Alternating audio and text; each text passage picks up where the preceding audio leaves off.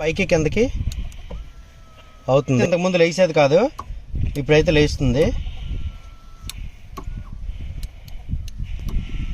కూడా వెళ్తుంది.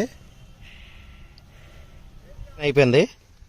Hi friends, welcome to Neelu arts automobile. ఈరోజు అయితే మనం చాలా ఇంపార్టెంట్ విషయంతో మాట్లాడదాం. అదేంటంటే ఈ కంటెంట్ మీరు తమిళలో ఏదైతే చూసారో సీట్ రిక్లైనింగ్ ప్రాబ్లం అని చెప్పేసి, అంటే సీట్ బ్యాక్కి ఫ్రంట్కి అయితే రిక్లైన్ అవ్వట్లేదు, స్టక్ అయిపోయింది అనమాట. నార్మల్ మాన్యువల్ సీట్ అయితే ఏదో ఒకటి అడ్జస్ట్ చేయొచ్చు, ఎక్కడైనా రిపేర్ చేయించవచ్చు అండి. ఈ కార్కి అయితే ఇది హుండా ఎలంట్రా. సో దీంట్లో అయితే పవర్ సీట్స్ ఇవ్వడం జరిగింది.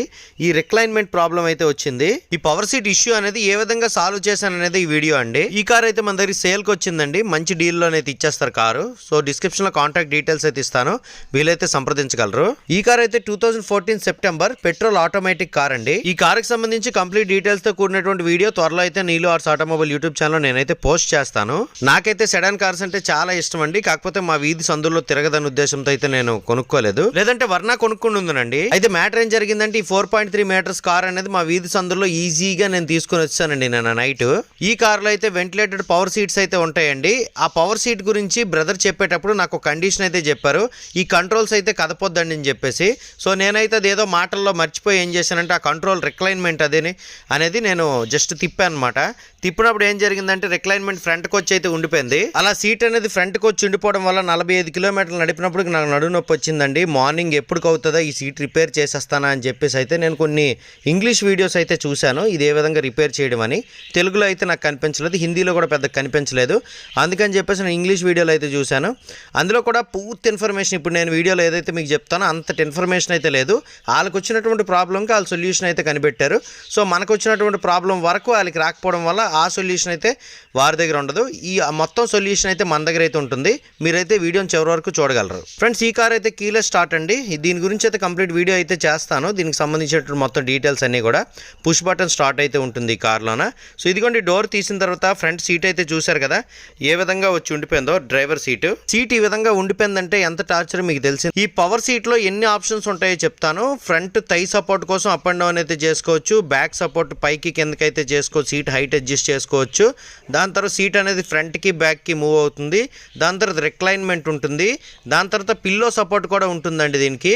సో సీట్ లోపలే ఆటోమేటిక్ గా బ్యాగ్స్ అయితే మనకి పిల్లో సపోర్ట్ అయితే ఇస్తాయి. నెక్స్ట్ ఇది వెంటిలేటెడ్ సీట్ అండి. వెంటిలేటెడ్ సీట్ బటన్ అయితే మనం ప్రెస్ చేసుకుంటే వీపుకి అలాగే కింద కూడా మనకి ఏసీ అయితే వస్తుంది. కన్నాలు ఉంది సీట్, చూసారు కదా. ఇదిగోండి రిక్లైన్మెంట్ అయితే వెనక్కి వెళ్ళట్లేదు. దీన్ని ఏ విధంగా సాల్వ్ చేద్దాం చూడండి. ఫస్ట్ ఏం చేయాలో చెప్తాను ఇప్పుడు. ఈ పవర్ సీట్ లో కొన్ని ఆప్షన్స్ అయితే అవుతున్నాయి, కొన్ని అవ్వట్లేదండి. కాబట్టి ప్రాబ్లం అయితే ఇక్కడే ఉంది. దీన్ని అయితే మనం సాల్వ్ చేద్దాం. ఫస్ట్ అయితే ఈ ప్యానల్ ఓపెన్ చేసుకోవాలండి. ఈ కార్ కి అయితే ఫ్రంట్ క్లాంపింగ్ ఉంటుంది, బ్యాక్ సైడ్ అయితే స్క్రూ ఉంటుంది. బ్యాక్ సైడ్ స్క్రూ అయితే ఇప్పేస్తున్నాను చూడండి. బ్యాక్ సైడ్ స్క్రూ ఇప్పేసిన తర్వాత ఫ్రంట్ క్లాంపింగ్ అయితే తప్పించాలి. ఇలా ఫ్రంట్ ప్యానల్ నుంచి తప్పించే కంటే ముందు ఇక్కడ స్విచ్ల తల క్యాప్లు ఉన్నాయి కదా మనం ఏదైతే ఆపరేట్ చేస్తున్నాం అవి, వాటి నుంచి అయితే ఈ ప్యానల్ కనెక్షన్ తప్పించాలి. ఈ క్యాప్స్ జాగ్రత్తగా జెంటిల్ గా మనం ఒక చాక్ తో గానీ లేదంటే స్క్రూ డ్రైవర్ తో గానీ అన్నామంటే జస్ట్ వచ్చేస్తాయండి.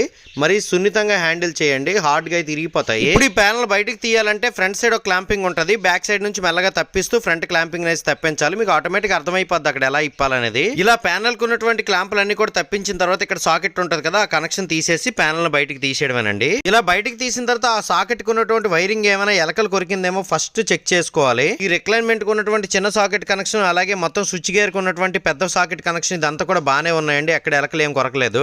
దాని తర్వాత ఈ స్విచ్లకు సంబంధించిన మదర్ బోర్డ్ కనెక్షన్ అయితే ఇదిగోండి ప్యానల్ నుంచి అయితే తప్పించాలి. దానికోసం 3 స్క్రూలు అయితే ఉంటాయి. అవి ఓపెన్ చేసిన తర్వాత ఆ బాక్స్ అయితే బయటకు వచ్చేస్తుంది. దాంట్లో లోపల స్విచ్లు, రిలే అలాగే మొత్తం పవర్ కనెక్షన్ అయితే ఉంటుంది దాంట్లో లోపల. ఒకసారి ఈ బాక్స్ అయితే అగైన్ సాకెట్ కి అయితే కనెక్ట్ చేసి చూద్దాం.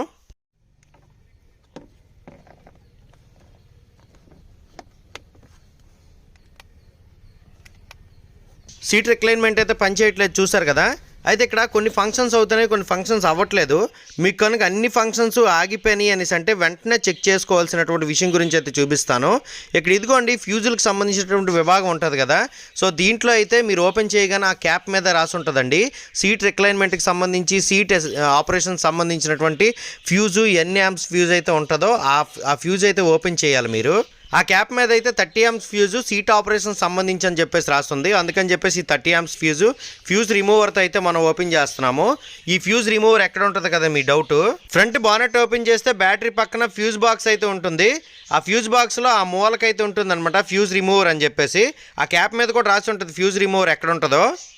ఈ విధంగా ఫ్యూజ్ రిమూవర్తో 30 amps ఫ్యూజ్ అయితే బయటికి తీసాను. ఫ్యూజ్ అయితే బాగానే ఉందండి కనెక్షను. ఫ్యూజ్ బాగుంది కాబట్టి కొన్ని ఫంక్షన్స్ అవుతున్నాయి, కొన్ని ఫంక్షన్స్ అవ్వట్లేదు. ఫ్యూజ్ బాగాలేకపోతే మొత్తం అన్ని ఫంక్షన్స్ అవ్వు, ఫ్రంట్ బ్యాక్ కూడా మరి వెళ్ళదు. పవర్ సీట్లో ఉన్న ఫంక్షన్స్ అంతా ఆఫ్ అయిపోయిందంటే మీకు ఉపయోగపడుతున్న ఉద్దేశంతో ఫ్యూజ్ గురించి చెప్తున్నానండి. ఇప్పుడైతే మెయిన్ టాపిక్ లోకి వెళ్ళిపోదాం. ఆ బాక్స్ నుంచి లోపల మదర్ బోర్డ్ తీయాలంటే చిన్న క్లాంపింగ్సే ఉంటాయండి, స్క్రూలు గట్టి ఏమి ఉండవు. క్లాంపుల నుంచి మదర్ బోర్డ్ తీసిన తర్వాత కూడా కనెక్షన్ ఇచ్చేసి ఒకసారి అయితే చెక్ చేస్తున్నాను. అంటే ప్రతి స్టెప్లో కూడా చెక్ చేస్తున్నానండి, ఎక్కడైనా సరే తేడా ఉందేమని చెప్పేసి. పని చేయట్లేదు అయినా కూడా. సో ఇది పని చేయట్లేదు కదండి, అసలు దీనికి పవర్ వస్తుందా లేదా, దీని నుంచి పవర్ డెలివరీ అవుతుందా లేదా, స్విచ్ కనెక్షన్ అనేది కరెక్ట్గా ఉందా లేదా తెలియడం కోసం మల్టీమీటర్ అయితే కావాలి కదా, నా దగ్గర లేదు. మా ఫ్రెండ్ కృష్ణ దగ్గరికి అయితే వెళ్ళాను. ఆయన అయితే పవర్ చెక్ చేసాడండి. పవర్ చెక్ చేసిన తర్వాత పవర్ అయితే రావట్లేదు. రాకపోయినప్పుడు స్విచ్లు పోయన్నట్టుగా కన్ఫర్మేషన్ అయితే వచ్చింది. కన్ఫర్మేషన్ వచ్చిన తర్వాత మరి స్విచ్ రిపేర్ చేయగలమా లేదంటే కొత్తది కొనుక్కోవాలని చెప్పేసి అంటే రిపేర్ అయితే చేసేయచ్చు, లోపల స్ప్రింగ్లు ఉంటాయి, అది ఏమైనా ఊడి తుల్లిపోతే ఏమైనా ఇబ్బంది అవుద్దేమో అని చెప్పేసి అయితే అన్నాడు. దానికంటే ముందు స్విచ్ల్లో కొంచెం ఆయిల్ అయితే వేసామండి. ఆయిల్ వేసిన తర్వాత ఏమైనా ఫంక్షనింగ్ ఉంటుందేమని చెప్పేసి అయితే చూసాం. లోపల మెటల్ పార్ట్స్ అయితే టచ్ అవ్వాలి, అది అవుద్దేమని చెప్పేసి అయితే చూసాం. ప్రయోజనం అయితే లేదు. ఫైనల్గా ఎలాగైనా సరే స్విచ్ అయితే ఓపెన్ చేసానని డిసైడ్ అయ్యాం. దానికి చిన్న క్లాంప్స్ ఉంటాయి, అవి తప్పించేస్తే స్విచ్ అయితే ఓపెన్ అయిపోతుంది. స్విచ్ ఓపెన్ చేసిన తర్వాత వైట్ కలర్ ప్లాస్టిక్ ప్లేట్ అయితే ఉంటుంది. దాని కింద 2 స్ప్రింగులు ఉంటాయి, దాని కింద 2 బాల్స్ ఉంటాయి, దాని కింద 2 ప్లేట్లు ఉంటాయి. ఇది అసెంబ్లీ. ఈ అసెంబ్లీ అనేది విప్పేటప్పుడు చాలా జాగ్రత్తగా చూసుకోండి. ఆ ప్లేట్లు అటు ఇటు రివర్స్ అయినాయంటే కరెక్ట్గా సెట్ అవ్వదు. ఇదిగోండి కింద కాపర్ ప్లేట్ ఉంది కదా, దానికి కార్బన్ పట్టేసింది. ఆ కార్బన్ మొత్తం కూడా బ్లేడ్తో గీకితే సెట్ అయిపోతుంది అనమాట. ఆ కార్బన్ మొత్తం కూడా బ్లేడ్తో గీకిన తర్వాత టెర్మినల్స్ అయితే కనెక్ట్ అవుతాయి. కనెక్ట్ అయిన తర్వాత స్విచ్ అయితే పనిచేస్తుందండి. ఇలా మొత్తానికైతే దాంట్ లోపల పెట్టాల్సినటువంటి ప్లేట్లు, పెట్టాల్సినటువంటి బాల్స్ పెట్టేసి మొత్తం ఆ వైట్ ప్లాస్టిక్ ప్లేట్ కూడా పెట్టేసి స్విచ్ అయితే కనెక్ట్ చేస్తాం. ఇంకా డీటెయిల్గా చూపిస్తాను నేను మీకు. ఈ విషయంలో ఇటువంటిది ఓపెన్ చేయడానికి అవకాశం ఇచ్చినటువంటి కార్ ఓనర్కి, అలాగే ఇటువంటిది ఓపెన్ చేసిన తర్వాత ఇది పల్లెటూరు కదా, ఇటువంటి స్విచ్లు ఇటువంటివి పోయంటే ఎంత అయిపోద్దో ఏటైపోద్దో అని చెప్పేసి టెన్షన్ పడకుండా మనకు సపోర్ట్ ఇచ్చినటువంటి మా ఫ్రెండ్ ఎలక్ట్రీషియన్ రామకృష్ణకి అయితే స్పెషల్ థ్యాంక్స్ చెప్తున్నాం. గైస్ ఈ పవర్ సీట్ రిపేర్ వచ్చిందనేసి అంటే స్విచ్ పోయింది కదా, స్విచ్ కంటే ముందు చెక్ చేసుకోవాల్సిన కొన్ని ఉంటాయండి. మోటార్స్ అయితే ఉంటాయి. ఆ మోటార్ కరెక్ట్గా రన్ అవుతుందా లేదా తెలియాలంటే మల్టీమీటర్ పెట్టి చెక్ చేస్తే తెలిసిపోతుంది. ఇదిగోండి కింద ఇక్కడ ఒక మోటార్ ఉంది, దాని తర్వాత ఈ సైడ్ ఒక మోటార్ ఉంది, దాని తర్వాత పైన ఒక మోటార్ ఉంది. ఈ విధంగా 3 మోటార్లు అయితే రన్ అయ్యి ఈ సీట్ ఫంక్షనింగ్ అయితే జరుపుతాయి. ఎలాగైతేనే మోటార్లు అయితే పోలేదు, స్విచ్లే పోయినాయి కదా, స్విచ్ అయితే రిపేర్ చేసాం, కనెక్షన్ అయితే ఇచ్చేద్దాం. గైస్ మొత్తానికైతే ఈ స్విచ్ బాగా అయిపోయిందండి. అమ్మయ్య, థ్యాంక్ గాడ్. ఎప్పుడైనా ప్రాబ్లం వచ్చిందంటే ఈ విధంగా సింపుల్గా బాగా చేసుకోవచ్చు. యాక్చువల్గా ఏంటంటే కింద ఉండేటటువంటి ప్లేట్లు ఉంటాయి కదా, సో ఆ కింద ఉండేటటువంటి ఆ లెడ్ ఏదైతే ఉంటుందో దాని కింద ఉండే లీడ్స్ ఏదైతే ఉంటుందో దానికి కార్బన్ పట్టేసింది అనుకోండి, పట్టేస్తే ఫంక్షనింగ్ అయితే ఆగిపోద్ది. అప్పుడు మనం అది క్లీన్ చేసేస్తే ఫంక్షనింగ్ అయితే మళ్ళీ స్టార్ట్ అయిపోద్ది. సో ఇది కూడా సీటు అప్ అండ్ డౌన్ కూడా మనకి కాస్త ఇబ్బందిగానే ఉంది. అప్పుడప్పుడు ఏంటంటే దీంట్లో కొంచెం ఆయిల్ వేయడం వల్ల లోపల కార్బన్ పట్టకుండా ఉంటుంది. సో మనం ఆయిల్ వేయడం లేట్ కదా, బ్రదర్ అయితే ఆయిల్ వేయడం లేట్ అయిపోయి ఉంటుంది, అందుకని చెప్పేసి ఈ విధంగా జరిగింది. లేదంటే D40 అయినా సరే కొట్టేయండి, WD-40 అని అప్పుడప్పుడు ఈ స్విచ్ల్లో అయితే కొడుతుండండి, కొడితే మొత్తం సెట్ అయిపోతుంది.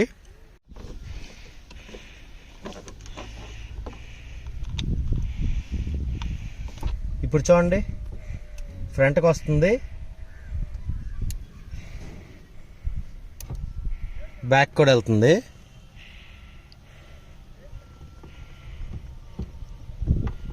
ఇదిగోండి seat up and down switch ఉంది కదండి, అదైతే పని చేయట్లేదు. దాని సంగతి చూద్దాం ఇప్పుడు. క్లాంపులు ఉంటాయండి, జాగ్రత్తగా తప్పించాలి, మరీ చేస్తే క్లాంపులు ఇరిగిపోతాయి. తప్పించిన తర్వాత కింద వైట్ ప్లేట్ చూడండి, నీట్గా కనిపిస్తుంది మీకు. ఆ వైట్ ప్లేట్ కింద 2 స్ప్రింగులు అయితే ఉంటాయి, దాని కింద 2 బాల్స్ అయితే ఉంటాయి. వాటన్నిటిని జాగ్రత్తగా తీసి అయితే పక్కన పెట్టాను. ఆ కింద కాపర్ ప్లేట్ చూసారు కదండి, బాగా కార్బన్ పట్టేసింది, దాన్ని అయితే చాకుతో అయితే క్లీన్ చేస్తున్నాను. ఆ కాపర్ ప్లేట్ క్లీన్ చేసిన దానికి కనెక్ట్ అయినటువంటి చిన్న ప్లేట్లు ఉన్నాయి కదండి, వాటిని కూడా క్లీన్ చేస్తున్నాను. ఈ చిన్న ప్లేట్ వల్ల రిక్లైన్మెంట్ అయితే ఆగిపోయింది. దాని తర్వాత ప్లేట్ ఫిక్స్ చేసినప్పుడు చూడండి రివర్స్ అయిపోకుండా ఆ పెద్ద బొడుపున్న వైపు అయితే కిందకు ఉంటుంది. ఈ విధంగా స్విచ్ తాలకు ప్లేట్లు పెట్టేసిన తర్వాత, బాల్ పెట్టేసిన తర్వాత, వైట్ కలర్ క్యాప్ అయితే ఫిక్స్ చేసిన తర్వాత బ్లాక్ కలర్ క్యాప్ అయితే పెట్టేశాను. ఇప్పుడు ఈ బోర్డు అంతటిని ఎలాగైతే తీసామో మనం ఆ బాక్స్ నుంచి, ఆ బాక్స్కి అయితే ఫిక్స్ చేసిన తర్వాత ఆ బాక్స్ని అయితే ఇదిగోండి ఆ ప్యానల్కి అయితే నీట్గా కనెక్ట్ చేసేస్తున్నానండి.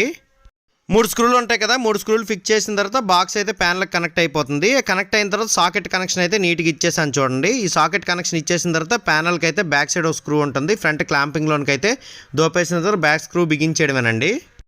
ఆ స్విచ్లను ఆపరేట్ చేసే విధంగా క్యాప్లు ఉన్నాయి కదండి, వాటిని ఎలా తీసాం జాగ్రత్తగా అలా ఫిక్స్ చేస్తే సరిపోతుంది. స్విచ్ క్యాప్లు పెట్టాను, ప్యానెల్ కూడా బిగించాను. ఇప్పుడైతే చాలా నీట్గా ఉంది కదా, ముందు ఎలా ఉండేది అలాగా.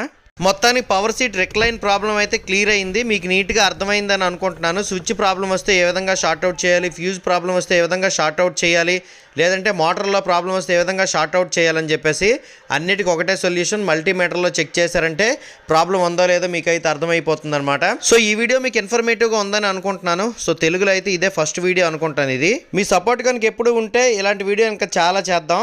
ఈ వీడియోకి అయితే ఒక 1000 లైక్స్ ఇస్తారని అయితే ఎక్స్పెక్ట్ చేస్తున్నాను. ఈ హుండై ఎలంట్రా సెడాన్ కార్ కి సంబంధించినటువంటి కంప్లీట్ డీటెయిల్స్ అయితే ఒక వీడియో అప్లోడ్ చేస్తాను. ఈ వీడియోని అయితే ఇక్కడతో ఎండ్ చేస్తున్నానండి. ఈ వీడియో మీకు నచ్చిందంటే లైక్ చేసి మీ ఫ్రెండ్స్తో షేర్ చేయండి. నీలు ఆర్ట్స్ ఆటోమొబైల్ యూట్యూబ్ ఛానల్ అయితే సబ్స్క్రైబ్ చేసుకోండి. అందరూ నమస్కారం, థ్యాంక్ యూ.